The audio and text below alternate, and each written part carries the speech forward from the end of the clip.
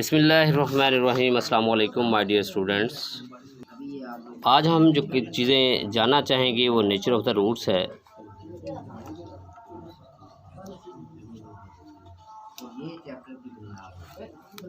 Nature of the roots of a quadratic equation.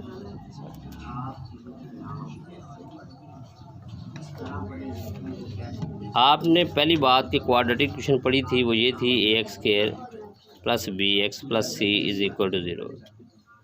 फिर आपने इसी में से क्वाड्रेटिक फार्मूला, जिसे क्वाड्रेटिक इक्वेशन को कहते थे दो दर्जी मुसावात, क्या बोलते थे? फिर आपने एक चीज़ पढ़ी क्वाड्रेटिक फार्मूला। क्वाड्रेटिक फार्मूला था x बराबर है -b plus minus under root of b² minus 4ac over 2 है। और आपने इसके दो रूट पढ़े थे, जो -b है एक दफ़ा प्लस के साथ और दूसरी दफ़ा माइनस का, ये दो रूट बनते हैं। हम क्या करते हैं, इसके अंदर सबसे पहले जो डिस्क्रिमिनेंट होता है वो निकाल के रूट की नेचर कैलकुलेट की जा सकती है। ये डिस्क्रिमिनेंट क्या होता है, जिसे d से ज़ाहिर करेंगे, और डिस्क्रिमिनेंट ये अंदर वाला हिस्सा होता है b² माइनस 4ac।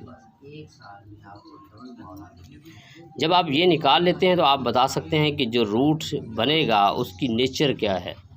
जैसे मैं एक एग्जांपल लेता हूँ कि मेरे पास एक एग्जांपल है कि 2x², एग्जांपल ज़रा गौर से देखिएगा, 2x² minus 7x plus 1 is equal to 0। इसमें a कितना है 2, b कितना है -7, c कितना है 1। यहाँ से अगर b² माइनस 4ac निकालूँ डिस्क्रिमिनेंट, तो आप मुझे बताएं b की वैल्यू कितनी बनती है -7 का स्क्वायर माइनस 4, a की वैल्यू कितनी बनती है 2, c की वैल्यू कितनी बनती है 1, ये कितना बनता है 49, माइनस कितना बनता है 8। और से देखो तो ये 41 है। ये क्या है, ये डिस्क्रिमिनेंट निकल आया। क्या निकल आया? लेकिन इसकी नेचर क्या है, इस नेचर को डिफाइन करने के लिए, इस नेचर के बताने के लिए हमें कुछ चीज़ों का सहारा लेना पड़ेगा, जो मैं आपके सामने अभी डिस्कस करता हूँ।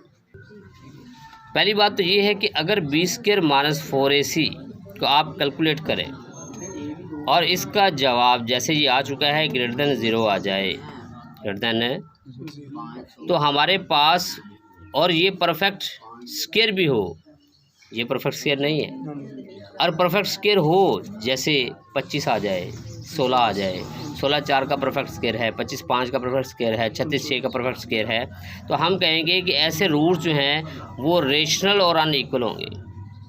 एक तो ये बड़ा हो इससे, एक परफेक्ट स्क्वायर हो, दो चीज़ें हो गई। और तो फिर हमारे पास जो उसके रूट्स होंगे वो क्या होंगे, रेशनल, जिसको रियल भी लिख लें कि रियल होने चाहिए रेशनल में, और अनइक्वल होंगे। ये अहम बातें हैं। रेशनल मीन जो p/q की शक्ल में लिखे जा सके, जो p/q की शक्ल में, और अनइक्वल के बारे में हम आगे आगाही देंगे। ठीक है बात। बिल्कुल इसी तरह अगर b² माइनस 4ac की वैल्यू जो है वो ग्रेटर देन 0 तो आए, लेकिन वो नॉट परफेक्ट स्क्वायर, यानी वो परफेक्ट स्क्वायर ना हो, जैसा आपने अभी निकाली थी, जैसा आपने, जैसे 41 आ गई थी, 41 परफेक्ट स्क्वायर तो नहीं है, तो ऐसा जो रूट होगा वो इर्रेशनल होगा। क्या होगा? वो रूट आपके पास परफेक्ट स्क्वायर नहीं होगा, तो इर्रेशनल होगा और होगा अनइक्वल। पहले में b² minus 4ac greater than 0 हो और हो परफेक्ट स्क्वायर, तो वो रेशनल होगा, अनइक्वल होगा। और अगर b² minus 4ac greater than 0 तो हो, लेकिन हो क्या, हो आपके पास परफेक्ट स्क्वायर ना हो, तो वो होगा रेशनल नहीं रहेगा, इरेशनल हो जाएगा और अनइक्वल रहेगा। कहता है अगर b² माइनस 4ac की, ये दो वैल्यू होगी, कहता है अगर b² माइनस 4ac की वैल्यू बराबर 0 के आ जाए तो रूट फिर दोबारा रेशनल हो जाएगा। क्या हो जाएगा?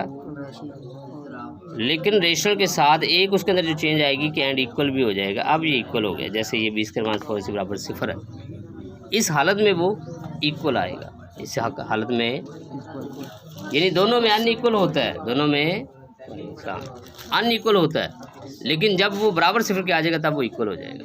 ये बात क्लियर होगी। ये बात बड़ी इंपॉर्टेंट है, FSC में भी यही बातें हैं। ये चैप्टर FSC में पूरा चौथा चैप्टर है, बड़े गौर समझ ले, इसे सेकंड ईयर में आएगा, फर्स्ट ईयर में आएगा। और अगर b², तीन बातें हो गई। चौथी बात कि अगर b² माइनस 4ac की वैल्यू, अगर b² माइनस 4ac की value less than 0, less than zero से मुराद क्या है? नेगेटिव। क्या है? तो हमारे पास रूट जो हैं वो इमेजिनरी हो गए, जिसे कम्प्लेक्स कंजुगेट कहते हैं, जिनमें आयोटा आता है, जिनमें। तो ये बातें नेक्स्ट हैं कि कैसे आता है। Roots are imaginary, roots are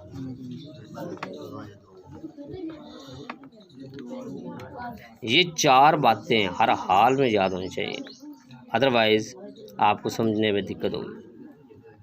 ठीक है बात। अगर आपको ये चार बातें समझ आती है तो अब आपने कोई भी चीज़ दे दी गई हो आपको, तो आपने ये निकालना है। जैसे एक आपको इक्वेशन दी है, एग्जांपल दी है, फ़र्ज़ कर लें, कहता है x² - 5x + 5 = 0। कहता है बताएं कि इसकी नेचर क्या है। आपने कहा कोई बात नहीं, x² के साथ 1 होता है, a की वैल्यू 1 आ गई। x के साथ जो रकम होती है वो b होता है, और जो ये है ये c होता है। ये तो बात समझ आ गई। फिर मैंने कहा डिस्क्रिमिनेंट क्या होता है। आपने कहा जी b² - 4ac। मैंने कहा b की वैल्यू क्या है? -5 का स्क्वायर -4। a की वैल्यू कितनी है? 1। c की वैल्यू कितनी है? 5। ये क्या बन गया? 25 - 20, जवाब आ गया 5। पहले बताओ जो जवाब 5 आया है, 5 क्या है? नंबर 1 तो ग्रेटर देन 0 है, नंबर 2 ये कंप्लीट स्क्वायर नहीं है। तो कॉमन सेंस क्या कहती है? ये इर्रेशनल है और अनइक्वल है। क्या आप इस तरह आप ये चीज़ें कैलकुलेट कर लेंगे कि रूट्स आपके पास क्या हैं? ये देखो उसने बाद में निकाला हुआ कि 5 ग्रेटर देन 0 है, 5 ग्रेटर देन, लेकिन वो है तो पॉजिटिव, लेकिन साथ वो परफेक्ट स्क्वायर नहीं है, तो इर्रेशनल और अनइक्वल है। क्या आप इस तरह कैलकुलेट कर सकते हैं? इसको फिर क्या करना है, इधर देखिए काइंडली, इसको आपने क्या करना है, फिर इस इक्वेशन में पुट कर देना है जो आपको मैंने इक्वेशन दिखाई थी। ये पहली जो इक्वेशन है ये, इसके अंदर वैल्यू पुट करें। आप जवाब चेक करेंगे कि वाकई ही वो इरेशनल भी आएगा, अंडर वाली रकम इरेशनल होती है, वो इरेशनल भी आएगा और अनइक्वल भी आएगा। ये आप कैलकुलेट भी कर सकते हैं। बाकी बातें इंशाल्लाह कल से ही। अल्लाह हाफ़िज़।